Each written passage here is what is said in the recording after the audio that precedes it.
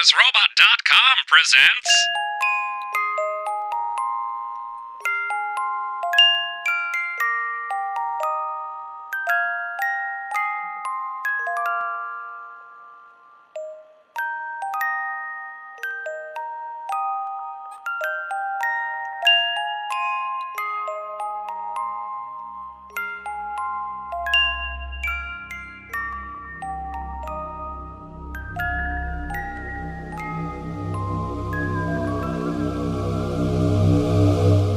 Hello, dear listeners. Are you ready for part 3 of a story? I hope so, because this is part 3 of The Showers. After disappearing for 5 years after posting the first 2 episodes to Reddit's No Sleep subreddit, Dylan Sindelar recently came back and started updating the story again. This is the first of those updates. And this happens to be the first episode that is available in early access for Patreon backers. So they will be getting this a little bit early. But without any further ado, I present to you The Showers, Part 3. My name is Jack, and some of you may have read or heard a story about me, by me, a few years back. I'm writing this from the same shitty laptop that I used to drunkenly post The Showers on Reddit a little over 5 years ago. It has spent the better part of 2 years at the bottom of a box in my bedroom closet. I haven't had much use for it recently, and it honestly isn't in the best of shape. The damn thing takes about 20 minutes to start up properly and dies the instant it unplugs from its charger. Some of the keys are missing, some of them stick. I've spent a good amount of time clumsily cleaning sugary soft drinks cut with whiskey out of every nook and cranny, but a thing can only take so much abuse before it just goes.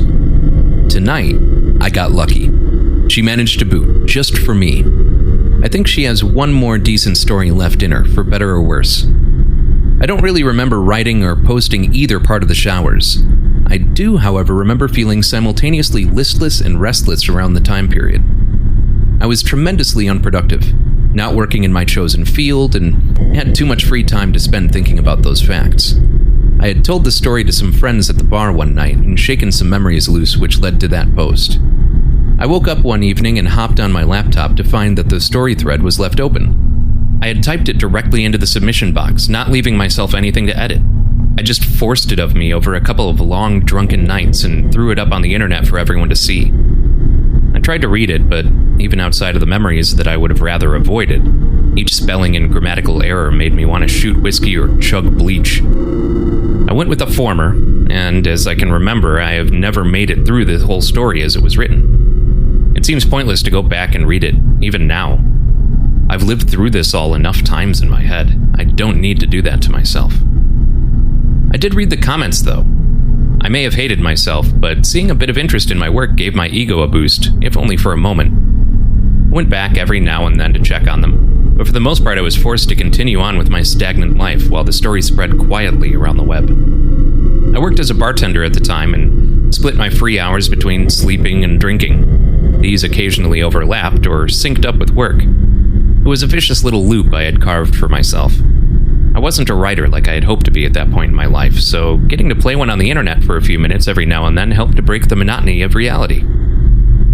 Over the course of the next several months, I received several emails and friend requests from old classmates or strangers who had taken an interest in my story. My former classmates' messages generally consisted of their memories of Mr. Mays and his story, asking nothing in return. I'd guessed that most of them were either married or lost and needed a dose of nostalgia as a pick-me-up. Who could blame them? Though some of them actually wanted to meet up, grab drinks, and really get into the past. I lived half a continent away from the town where I attended Mr. May's class at that point, but that didn't stop me from making empty offers of company to several different people if our paths were to ever cross. I did wind up grabbing a beer with one guy who was just passing through on some summer night in Denver, but it wasn't what I was expecting. I'm 99% sure he had never met Mr. Mays or myself. He dodged specifics when I asked him questions and repeated a lot of my statements back to me in agreement. I remember him nodding his head a lot and saying, "Yeah, that's right," over and over again. But he was picking up the tab, so I didn't notice a lot of this until the next afternoon. That was also the last time I met up with anyone from the internet. I also got a surprising number of requests for the specific coordinates of the showers from a wide variety of personalities. There were people offering money, transport, and even what was essentially militia support if I would take them there. Like it was some sort of guided tour. I turned them down, but would be lying if I said I didn't consider accepting some cash in exchange for the coordinates of any random barn I could pull up on Google Maps. I didn't, though. As foreign and surreal as the whole thing was, I did take pretty immediate notice of the power it gave me over people. It felt like I was back around a campfire with a group of friends hanging on my every word, but with a much larger audience. It all started innocently enough. I would be out with a friend, looking for some decent conversation or a better lay. My friend would bring up the showers and ask me to tell the story. Then I would fight him on it for a bit before caving, ordering another round and launching into some variation of the bit. It really did work like a charm. It seemed like every time I went out, I ended up with a new friend or another notch on my belt. I hardly had to try. I was just drunkenly wandering down memory lane. After a while, I had narrowed my sights, only bringing out the story for certain people for very specific ends. I used it to get laid. It's as simple as that. I would talk to a girl for a little while, get to know her just enough, take a guess at some of her fears, and work them into the climax of the story. I've faced down ghosts, encountered demons, and even had spiders rain down on me from the shower heads. But I made it out intact every time, if only ever so slightly worse for wear. I was just damaged enough from the experience that a pretty girl might feel some sympathy for me, which I would thank her for while reaching out for her hands or maybe grabbing her leg. All roads led to the same place, hers. I would stumble back to my barren apartment every afternoon, throw on some different clothes, and head back out to the bar. Whether it was for work or play, didn't really matter. Like I said, all roads. I don't know how long I spent in this piece of shit phase, but I do know that Karen broke me out of it. Initially, she was just the next in a long line of women I had yet to woo. We met at a bar where I told her a story which led to her place. But instead of passing out after sex, we stayed up and talked. It didn't feel like needless bullshit either. I felt like she understood me, and I her. In reality, I think we just both liked getting really messed up and swapping stories about our shitty childhoods and mental ailments with someone else so that we wouldn't have to make excuses for being alone. We actually did have the mental stuff in common, though. 2 different kinds of bipolar disorder. We thought that in some strange way it meant that we were perfect for each other. I don't need to be told how stupid that sounds. Karen also had a degree in political science from Rutgers, a wicked right hook, and one of the most persuasive and charismatic personalities that I have ever encountered. I worry that sort of thing isn't going to come across here because of what this is all ultimately leading to. I just don't want to do her a disservice. We didn't end up together for a year and a half because we were awful for each other. At that point in my life, I was both lost and an asshole. I had turned her into a concept or an archetype in my head. She was the Nancy to my Sid, the Bonnie to my Clyde, and we were probably headed down the same path as both couples. I guess looking back, I had fit her into the awful manic pixie dream girl trope in my head. I was a lost guy looking for a girl with hair the color of a mood ring to solve the complex problem that was me. On any given day, she was the love of my life and my partner in crime. The next day, she was my antagonist, an obstacle to overcome. It was all part of the story that I had seen play out in movies and books so many times before. But in the end, it was me trying to fit a square peg in a non-existent hole. She made me feel good about myself, though. I'm pretty sure I loved her. It's just that I was simultaneously loving and using her without really realizing what I was doing. This isn't to say that she didn't get use out of me. She started coming over to my place after we had spent a couple of nights together and never really left. Items of her clothing and toiletries started showing up around the apartment, and I just kind of went with it. There was one night where I brought up how we had never actually talked about living together before it had already happened. That night somehow ended with both of us blacking out in tears. But by the time happy hour rolled around the next evening, we were as good as new. It wasn't an issue at the time. We just sort of fell in together. I know this probably sounds unhealthy, and it was. I've gotten off track. Karen took a great interest in my stories. The showers particularly interested her because she had come across a reading of it on a podcast or YouTube channel and knew about it before she had even met me. She thought I was messing with her at the bar, trying to take credit for a story someone else had lived. but I was able to convince her, and she didn't let it go after that. After long nights, we would lay in bed together, and she would ask me to tell her the story again, like some sort of morbid bedtime story.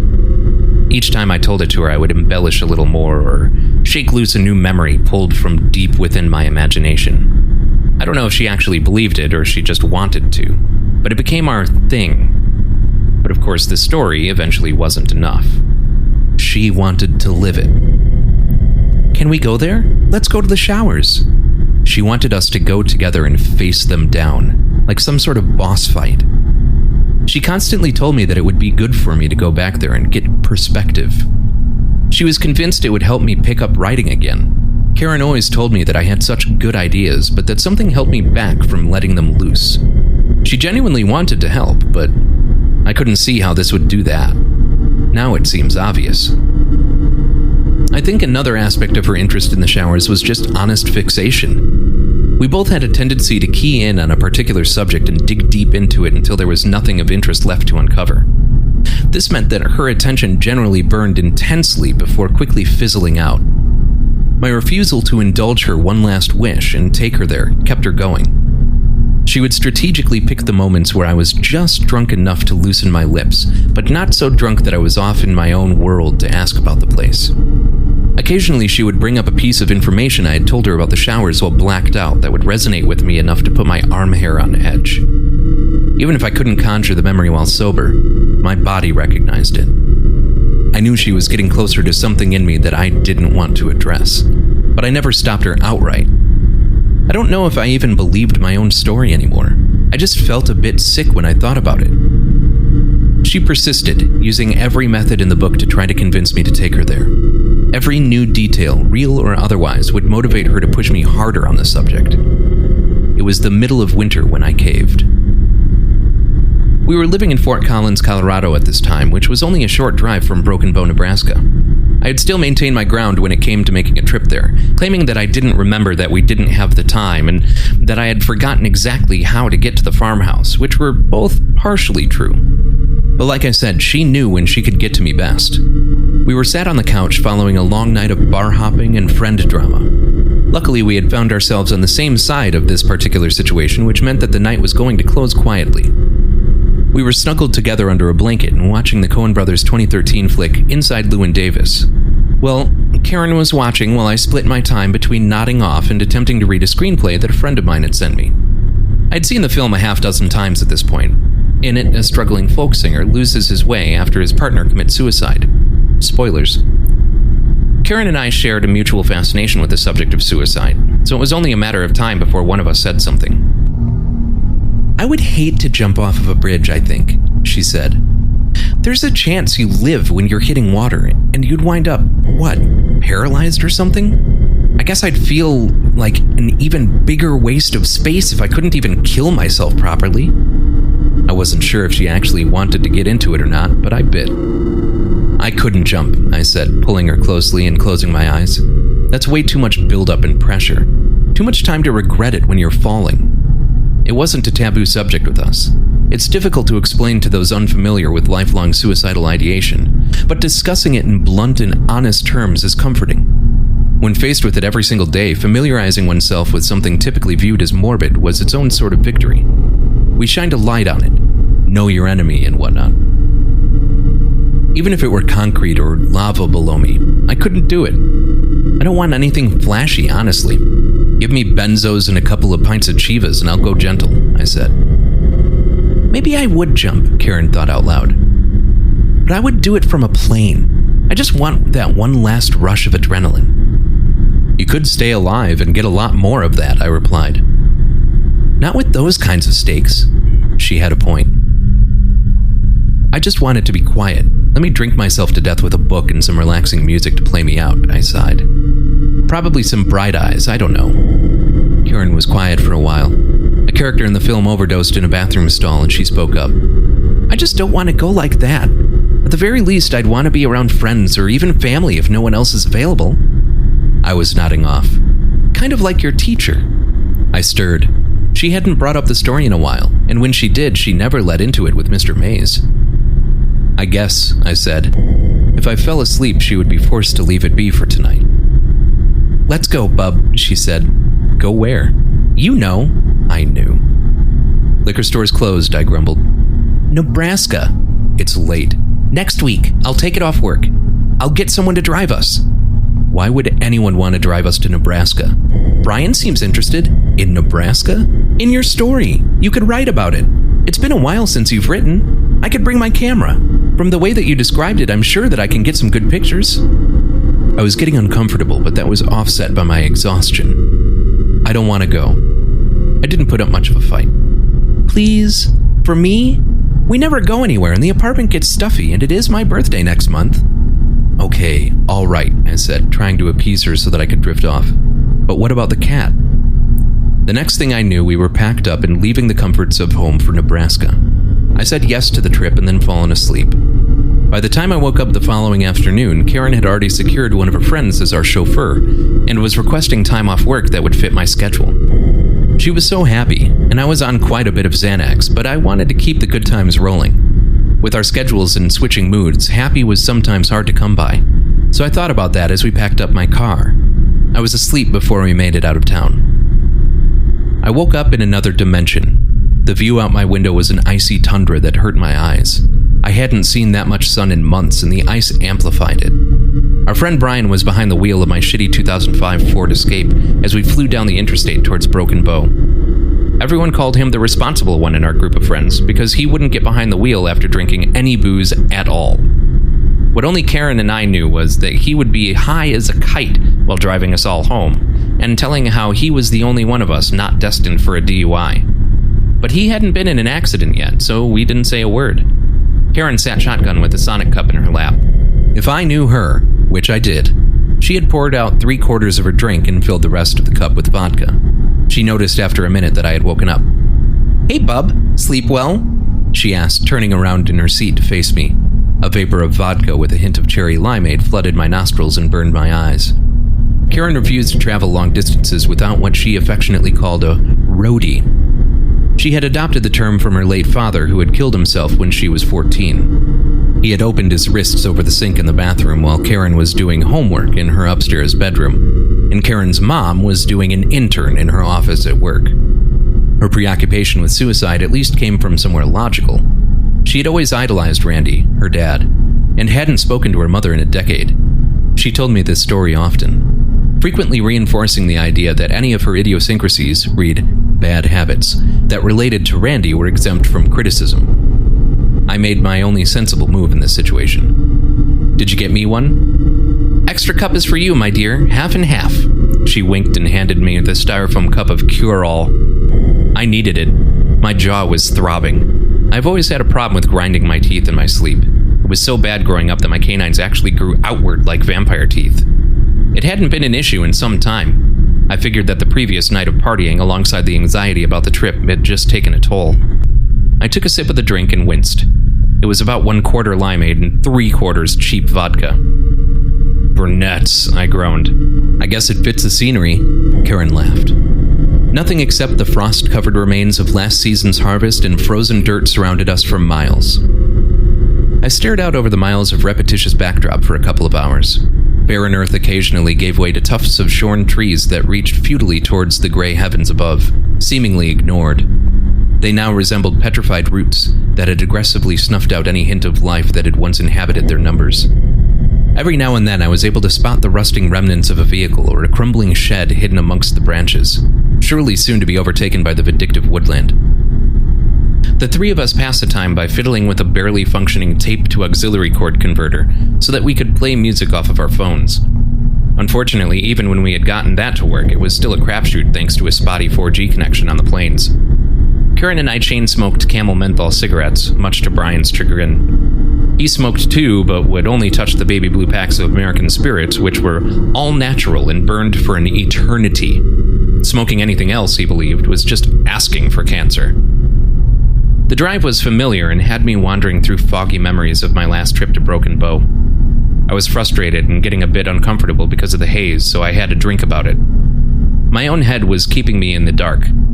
Brian and Karen, despite having heard the story of the showers tens of times by this point, prodded me for new details once we had crossed the state line into Nebraska. I managed to dodge their inquisition by telling them about how it was a violation of tradition to listen to a band while on the way to the concert. This eased the pressure a bit, but my teeth were grinding and my jaw was aching. This place was bringing something out in me, leaving me anxious and reflexively defensive. Brian had grown up in New Jersey, and despite the relative emptiness of the two-lane highway, he was driving like he was still there. I had no problem with sweeping across lanes without a signal, speeding, or rapidly jerking left and right to exit the interstate on any regular day. As uncomfortable as it might be to avoid the eye contact of an angry truck driver that Brian had cut off, we always got to our destination significantly faster than the GPS estimated. However, today, his highway practices were making me queasy. The honks from several angry passerby got to be too much, and I threw in my headphones and pulled my beanie over my eyes in an attempt at sensory deprivation. I ended up drifting off after a bit. I had a dream that felt vaguely familiar, but I hadn't remembered my dreams in years, so I couldn't be sure. I was back at the bar I frequented during college, the same place where I had last met Mr. Mays almost a decade ago. The voices of the faceless patrons around the two of us were muted. I sat next to my deceased former teacher, who was sporting a sweater that read, "I'm the birthday boy." Mr. Mays looked up at me from a drink, eyes bloodshot from holding his booze and holding back tears. He didn't say anything, but I slowly recalled the conversation between the two of us from years ago, which rang through my head loud enough to fill the silence. I remembered his friend, the one they had lost. Mr. Mays looked away from me and into his drink. He didn't look back up. I heard a noise like dripping water that echoed around the bar. Looking in front of me, I found a highball glass that was filled to the brim with what I guessed to be whiskey. Without a second thought, I threw it back. It didn't sit well. I pursed my lips and sat it back on the table as the lights around the bar began to dim from the outside in. I rubbed my eyes and breathed deep to quell the nausea, but it wasn't working. The room continued to dim as the dripping noise rang out around me once again. I looked up at the glass before me to find it filled again, the liquid still rippling from a recent pour. Another drop fell from above, breaking the surface tension and spilling drink all over the bar top. I looked up to see a shower head hanging just beyond the light, dripping liquid. The sound of violently shaking pipes echoed around me, and the shower head began to shake. It began to erupt just as I was pulled back to reality with a jolt. I panicked and thrashed out for a moment. My knee and arm cracked as I moved about, adjusting once again to the real world. "Whoa, Bubs, easy now," said Karen with a chuckle. We had parked at a rest stop. Brian must have pulled in too quickly and hit the curb, which is what had woken me up. I tasted cherry limeade crawling up the back of my throat and felt my stomach rumble. "We're outside of Hastings. Don't know how far. Use the restroom now or forever hold your peas," said Karen. I opened the car door and the icy wind pushed it against me, slamming my foot in the door. Annoyed, I pushed back and rushed across the lot to the surprisingly bustling rest area. I did my business and washed my hands, attempting to ignore the leaking shower heads in the stalls at the back of the room. I felt every drop in my chest. I hadn't had anxiety like this in ages. The nausea had come with me from the dream, and I gagged slightly at the sink. I closed my eyes and breathed deeply, pulling a flask from my jacket pocket and looking around me to gauge the judgment I was about to receive. The truckers around me didn't take a second look, but a father who was changing his infant at the station near the door shot me a look. Maybe he didn't. I'm not sure why I cared. It wasn't going to stop me. One of the showers in the back turned on full blast. I took a pull from the flask, and unlike my dream, my stomach relaxed and the gagging ceased. I cleared my throat of whatever had built up prior to the nip of whiskey and spit it into the sink. It was a bright shade of red. I didn't panic. I just needed to eat at some point. I pushed back through the line of people that had gathered at the restroom door and jogged out back to the car. Karen was sitting inside with the window cracked, holding a dying cigarette halfway out the window. When she saw me, she flicked it out and rolled the window up, gesturing for me to hurry up. I hopped inside and we were back on the interstate within seconds. "Don't fall asleep on us again, bub. We're really going to need you to steer us from here, I think," Karen said. "Just get us to Broken Bow," I said, staring out over some of the harvested fields that looked like they had been burnt. "I'll guide us from there." I guess I did do tours. We continued down the interstate for a while Brian and Karen sung songs and I sat in the backseat working, trying to ground myself. "We're gonna need some gas if we're gonna be hunting for this place in the boonies," said Brian. He broke my concentration. "Well, there are only about 10 gas stations in the entire state, so exit where you can," I said. I caught the tail end of a sign that read Broken Bow, but didn't catch the other information. Within minutes, Brian was exiting the highway and pulling into what appeared to be a gas station. It had the pumps out front and a small convenience store, but behind it was a rickety single-story house. The design was Victorian, but it was faded and chipped to all hell. Some of the windows appeared to be busted in, the holes stuffed with assorted cloths and rags. I felt a sense of recognition as I stepped out of the car and began to pump gas. Karen was running inside to grab snacks as Brian shouted after her. "Get me sunflower seeds," he yelled. She was already inside. Brian looked to me. "Jack? Sunflower seeds? Please and thanks, man." He closed the door behind him before I was able to tell him that I wasn't going inside. I grumbled as I walked into the old station. Brian was driving us, so I couldn't get too upset with him barking orders. I was just irritable and all over the place. The building had a familiar musty smell to it that, much to my surprise, started to help clear away some of the fog that had been bugging me. I was pretty sure I had been to this particular gas station before. I figured that was pretty likely, considering where we were and the aforementioned lack of stops in the area. It was a neat coincidence, that's what I told myself. Karen was up at the counter, cheerily chatting with a young girl who couldn't have been much older than 18 about something or other. The girl was talking to Karen, but staring daggers at me the entire time. She wasn't even subtle about it. I figured I looked nervous and sweaty, so I didn't blame her for keeping an eye on me, but it still made me uncomfortable, and I found myself grinding my teeth. I was attempting to work the pain out of my jaw muscles with my knuckle while aimlessly wandering the aisles, when Karen asked the young lady at the counter point blank, "What do you know about the showers?" The woman didn't miss a beat. "People don't deal with anything relating to that sort of business around here anymore," she said. My legs locked up and I turned my head towards her. She was staring directly at me despite Karen being directly in front of her. "That was all a long time ago." Her eyes remained locked on me. I felt the pain in my jaw pulse and my stomach lurched. This was not possible. Consciously and unconsciously, I was rejecting the overwhelming feeling of déjà vu. I raced for the small hallway in the back of the store. I held my stomach and refused to look up at the woman, but I could feel her gaze on me still, as Karen pressed her unsuccessfully for more information. I managed to get through the door and locked it behind me before falling to my knees and onto the toilet that sat only a few feet in front of me. I could feel my stomach clenched tightly over and over again, but nothing was coming out. I was violently dry heaving and struggling to breathe. With the pressure behind my eyes and skull building, I forced a finger down my throat. I thought that if I could just get whatever this was out of me, I would feel so much better. I was choking on my own finger and seeing stars, eyes on the verge of bursting before I gave up. I didn't need to pass out in a gas station bathroom. That sounded too close to rock bottom for comfort. I sat back, my body lightly glazed with sweat, and concentrated hard on a number of deep breaths in an effort to get my vision to stabilize. It was a half-assed version of a grounding technique for anxiety that I had picked up at some point. I could feel the pressure release as I wiped away the torrent of tears that had wet my face. My eyes finally focused on a green picture frame next to the mirror above the sink. The picture frame read, "You can't choose 'em, you just gotta love 'em," and featured what appeared to be 3 generations of women laughing while posing outside of a large green farmhouse. The youngest of the 3 I recognized as the woman at the counter just outside. Next to her was what I guessed to be her mother. Next to the mother was someone familiar. It was a sweet old woman in a sundress, the same dress that she had been wearing when I had ventured into this shop with my friend Steve many years ago. The 3 of us had a nice conversation about the town and our post-college trip until our motives for staying in Broken Bow were made clear.